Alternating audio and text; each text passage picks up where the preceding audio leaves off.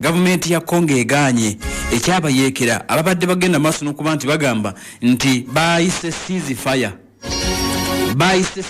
Government ya Congo egambye nti tumala kusitula nnyonyi okubakuba nedda tetugenda kukkiriza. Kati amulege tugenda maaso n'okulabika nti wetegereza okuva munda mu ggwanga erya Democratic Republic of Congo.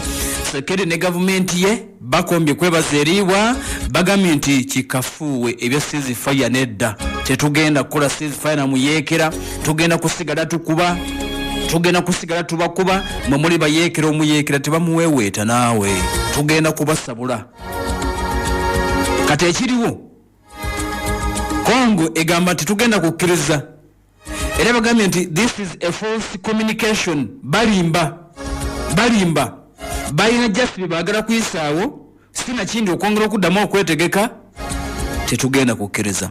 Embeera nga bwetambula munda mu ggwanga eritibwa lya DR Congo egambye nti okuteesa tusobola okuteesa era bakkiriza ne mu summit egenda okuba nti yategekebwa ku nsonga z'eggwanga lya DRC bagambye tugenda kuzeetabamu naye nga bwe tulwana tetunnaba kutuuka ku kaseera ka kuteesa ku mmeeza ebiriwo bokulaba mbeera bagenda gikolera eno summit egenda okulabika nti etuula okulaba engeri gye bagenda okusaliramu embeera egenda maaso munda mu ggwanga lya DR Congo wabula si bya ceasefire. Tosobola genda maaso nokuba nti okola ceasefire nga toteeseza na muntu gw'okola naye.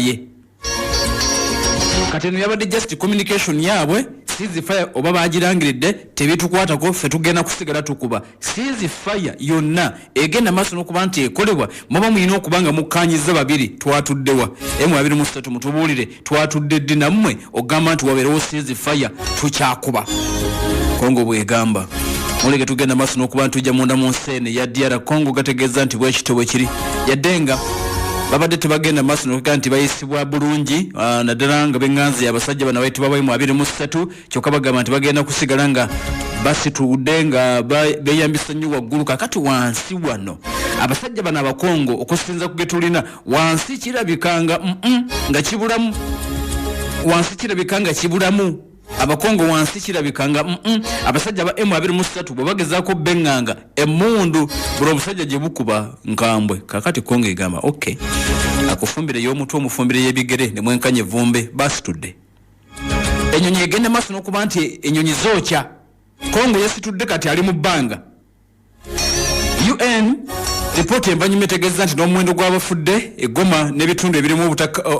obutali butebenkevu ebitundu ebirimu olutalo bwaweze 9 mundu evuga naye tukusinga ennumba kakati zikolebwa ggwanga lya Congo bayise mu bbanga era twagadde okwetegereza abakongo bakikola batya. Kati mu byonna amuli agava munda mu ggwanga lya Congo ategeezezza nti either eyinza okuba nga pressure eteekeddwawo gavumenti ya Congo naddanga bayita mu bbanga ogenda nga bookya positions z'abakambwe ba M23 abali munda mu ggwanga eryo netwagala tulabe Congo akikoze atya this time round. Bagambye nti balabika okuba nga bali mu bbanga twagadde tugende maaso n'okuba nti twetegereza Air Force ey'eggwanga eritibwa erya DR Congo batugambye nti kakati be bakirimu. Air Force ey'abakongo we bakirimu bagamba nti ke kaseera ka lutalo tulina okwokya positions ez'abasajja banansi banalufiiramu tebalufiiremu Congo tefuddeeyo amawulire tulina nti Air Force yaabwe eno jjukira nti maje agata depending nnyo ku Air Force amaje ag'omu bbanga newankubadde nga gabaddewo that is okuva omwaka 1961 emyaka 64 Air Force y'eggwanga lino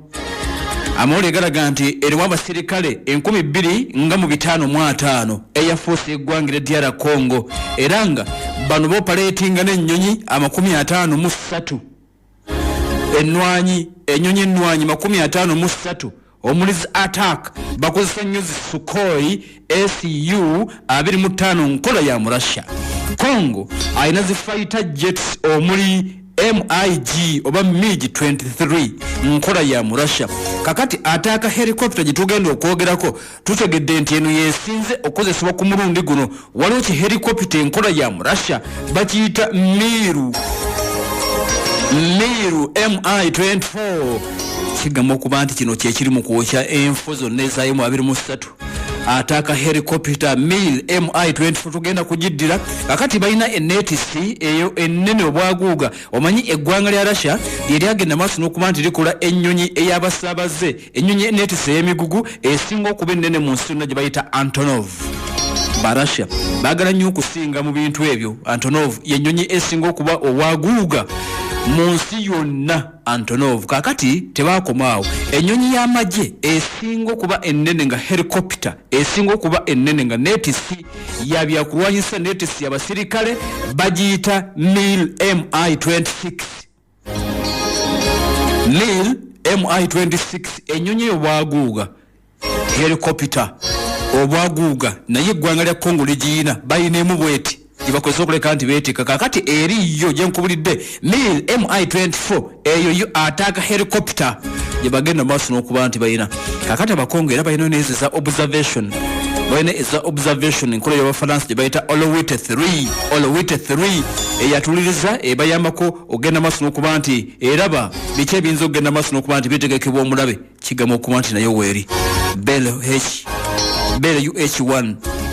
mil MI2 mil MI8 n'endala zonna atuliza bazirina kakati tutegedde nti balinawo kye bayina abakongo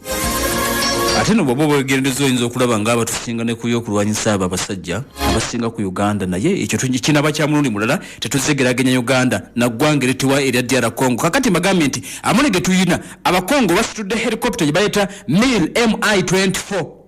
Russian made kakati kiri ekyetisi ki helicopter ekyo obwaguuga ekisinga obunene mu nsi yonna nakyo bakiyina nekyo tekirwana enkola nayo ya Russia kiri kyengambye nti bakiyita mil MI-26 NATO bakiyita halo ekyo bakiyita halo kyaba Russia bakiyita halo era Russia yesinga omanyi Russia esinga mu bintu bingi gena okwesanga mu nnyonyi esinga okuba ennene kakati ezo gena okwesanga bomu esinga okuba ennene the father of all bombs bazirina baina mother and was of America kakati ogenda okwetegereza nga era baina omuzingo ogusinga okuba ewala buli gwe bayita sitaani ogenda okwetegereza abarasha era nga baina nuclear singa okubeera omungi bayisinga mu bintu bingi nabagamba nti osobola basinga mu economy ennungi n'ebirala naye mu byokulwanyisa oba olimba mu byokulwanyisa ogamba nti omurasha omukire kirwawo okulabika kakati baina eno MI-24 oba mil MI-24 NATO egiyita hindi bagiyita hindi kati amulege tulina okuva ku mulira n'omunda mu ggwanga etubwera DRC gategeeza nti hindi abasajja bagitadde mu bbanga egendeyo kya position ez'abasajja beetebwa 23 hindi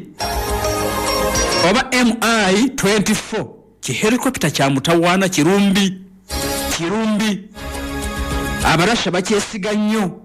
era in fact amawanga mangi agagenda maaso n'okuba nti gakikozesa oba gakigula gawanika omukono amawanga kumpi 58 galina helicopter eno MI-24 nwanyi abarasha bazimba omugatte 2648 kyokanga ebaddewo okumala ebbanga kubanga gwali mwaka gwa 1969 nga baleeta hindi mu service till now batani kugizimba 69 kati bagireeta mu service 1972 weeryawo atuliriza